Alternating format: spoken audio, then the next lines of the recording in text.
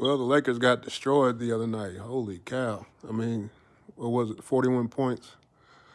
I don't it was just a beatdown. Um, but it's interesting, they didn't get just flat out destroyed. I looked into the game and well, the Lakers they competed early on. Miami was playing like it was the NBA Finals, though. I mean, they brought the ultimate intensity, and I wouldn't expect anything less. I didn't expect anything less.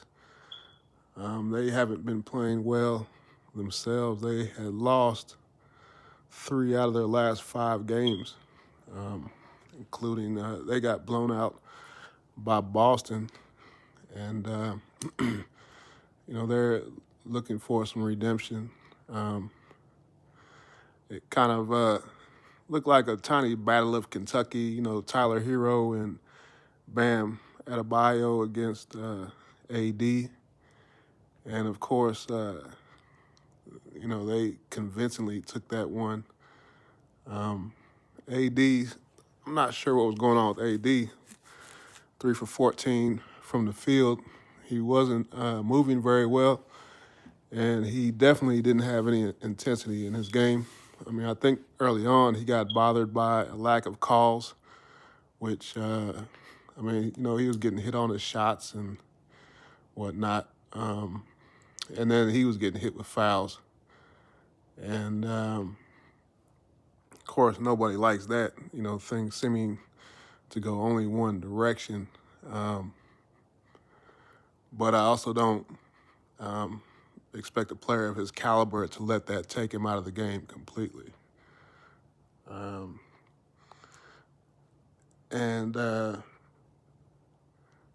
essentially, the Lakers quit.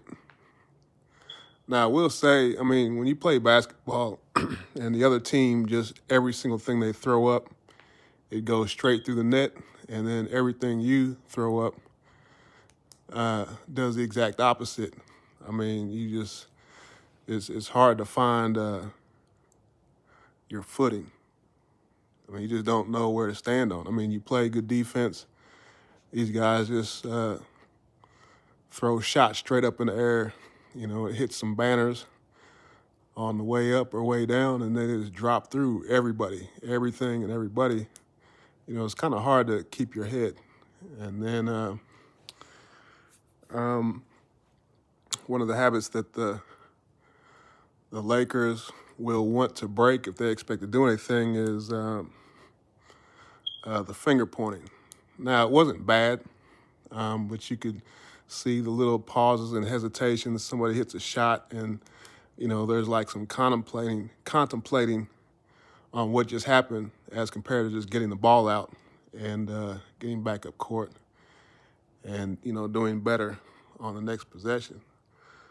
I guess the question is what will the Lakers do?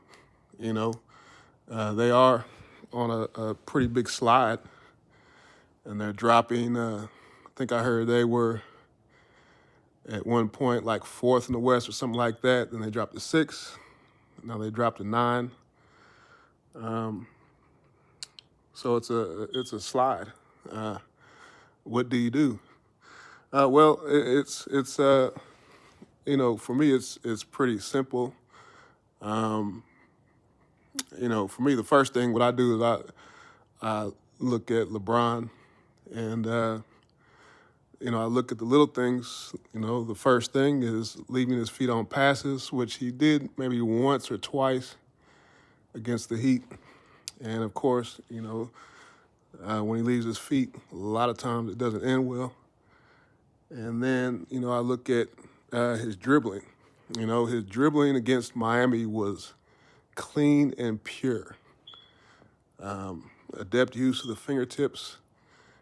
One of the magical things about using your fingertips, you really work on that with the dribble, it translates to your shot. So his shooting, he broke his three-point misses streak. He hit a couple shots from the mid-range. His layups were good, and he was dribbling the ball really well for the entire game. And I think he was pleased with his performance, which he should have been. You know, he hasn't been playing his best lately. Interesting thing, last night, Jonathan Kuminga, shout out to him, he had a career high, 33 points. And he similarly had a very good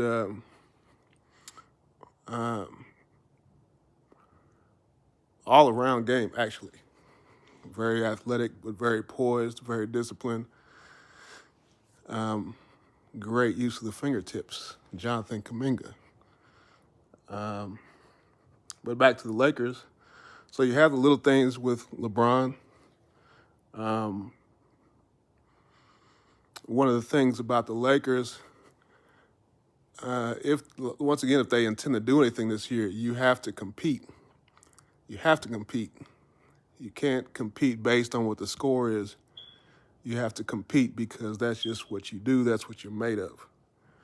Kind of like in track and field, you know, if you're running a race, especially a shorter one, and somebody's out in front of you, no matter what, you always run through the finish line, and you never know what can happen, you know. But if you see somebody, you know, out in front of you, you see if they're going to cross the tape before you, what are you going to do? Just stop running, just jog through because you can't catch them, or are you just going to keep on pushing, you know?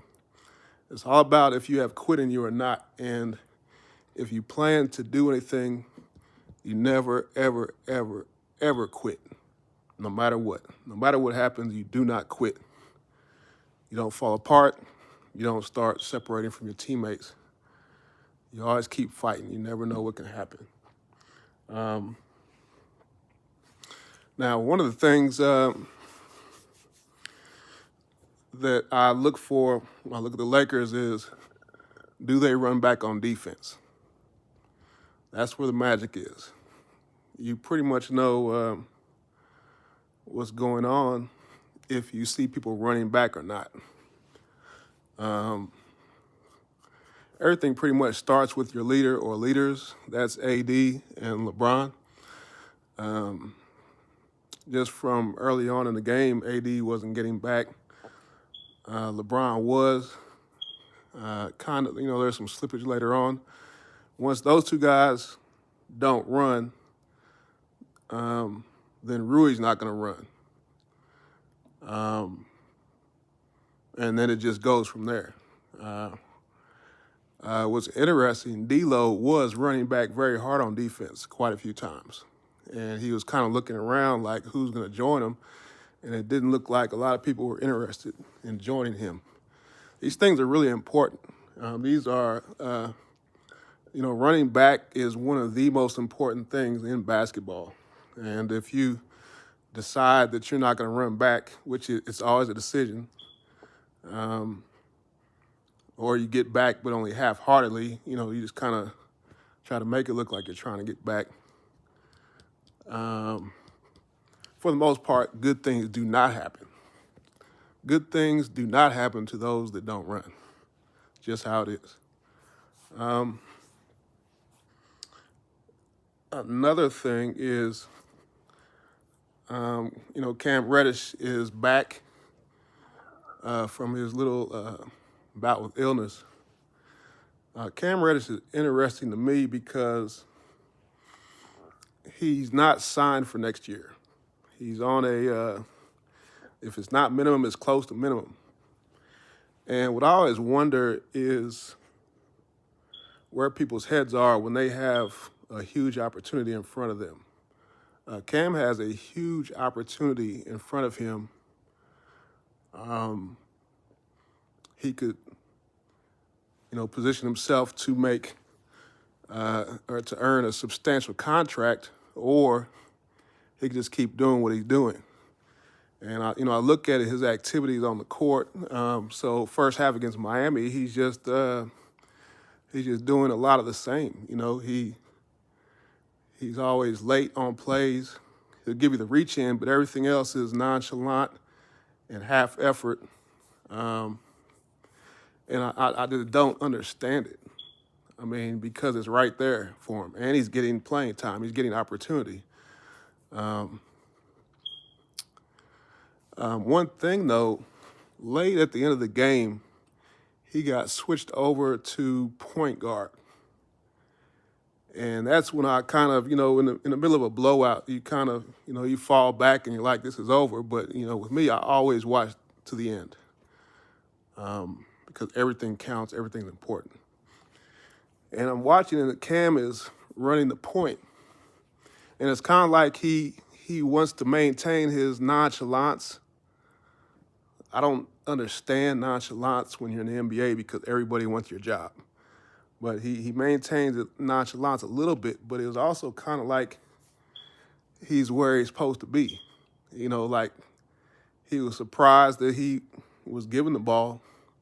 There's even one time when the ball inbounded to somebody else and he was just going to let him take it. And then he's like, hold on a second, let me get that. I need that rock, man, Of course, Cam played point in high school. And then, of course, he didn't get to play at Duke, which I think kind of was the beginning of, I guess, the kind of slide for him as a player. But he showed some signs, little pieces of aggression. When he dribbled, he put the ball into the ground. He planted that thing, a nice hard dribble. And if you've been out of position for 5-6 years, it's kind of, it's kind of hard to. It doesn't come right back, but it's almost like something sparked in him, and that's something I'll be curious to watch for. Is will Cam Reddish, what's going on with him as far as playing some point? Will it come back? Will it ignite some fire in him? So something to watch. Another thing is, not sure what's going on with Vanderbilt. Vanderbilt is a player. No team can go anywhere without defense, period. So you look at Vando, and he is one of the best defenders on the Lakers. He's their guy. When you need to snuff fires out, boom, bring out Vanderbilt. When you need the best player out there, the Lukas of the world, guys like that, the problem's Vando. And you don't have him. You haven't had him for a long time. I thought he had foot problems, and, so I just looked it up, and they said, well, the foot problems aren't a problem, but now it's his knee.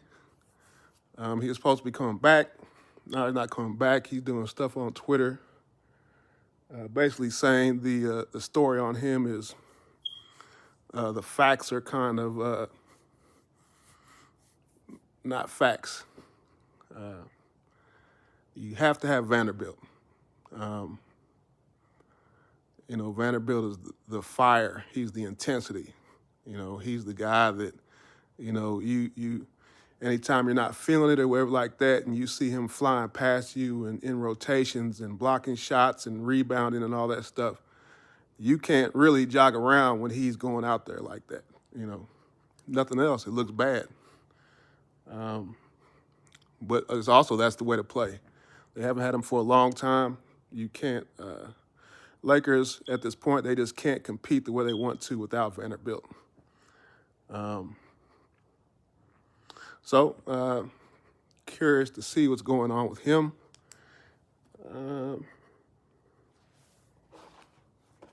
And the other part, when you think of, in terms of what will the Lakers do, I'm pretty sure, Rob Pelinka has his free agent list out every day. He's got a league pass on. He has his trade calculator, payroll, all that stuff. And he's trying to see what he can do.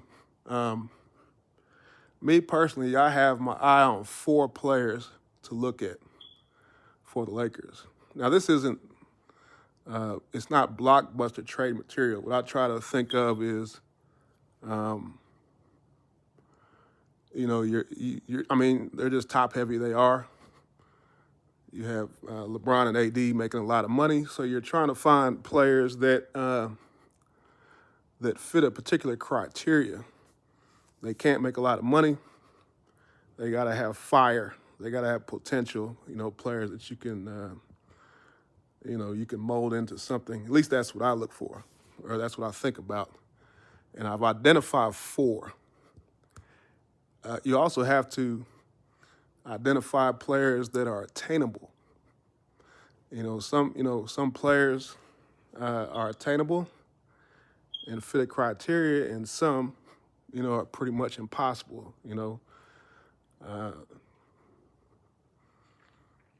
Well, I guess nothing's impossible, but you're gonna pay a heavy price. Lakers don't want to go into luxury tax or anything close to it, and so what's the thing to do? So, I'm not going to identify those players right now, but I have 4. 2 of them are, very doable, in my opinion. And I'm not saying anybody has to do anything. These are just ideas. But this is what I see as something that could be done as far as changing the fortunes of the Lakers. Now, to the other players, they are, it's an absolute wish list. And these are players that I really like. They are important to another team, kind of. And the only reason I would even think of those guys is because you're like, well, they're important, but they're not getting heavy usage. And it's almost like, and of course, there's things surrounding their contracts possibly and all that. The salary cap is a mother, and the penalties are heavy. You got to have deep, deep, deep pockets if you want to be like, I'm not worried about, what the salary cap is. I'm going to do what I do, Some teams can, some teams can't. I don't see the Lakers as wanting to flirt with that, so you have to do things in a particular way. And so when I think of players, I keep those things in mind. I just don't say, well, why don't we go get Giannis? That's ridiculous. Thinking like that is ridiculous. You got to do things a certain way. I always keep that in mind. So in the next, couple days, maybe a week or something like that, I will reveal who those players are. Give Big Rob some ideas. And but with the ultimate goal in mind is the Lakers are going for the title this year. So I don't get into disillusionment and all that stuff. So end of the day, it's the end of the video. Lakers got to get back on defense. They don't get back on defense, Atlanta Hawks will give it to you. Please believe it. I'm out.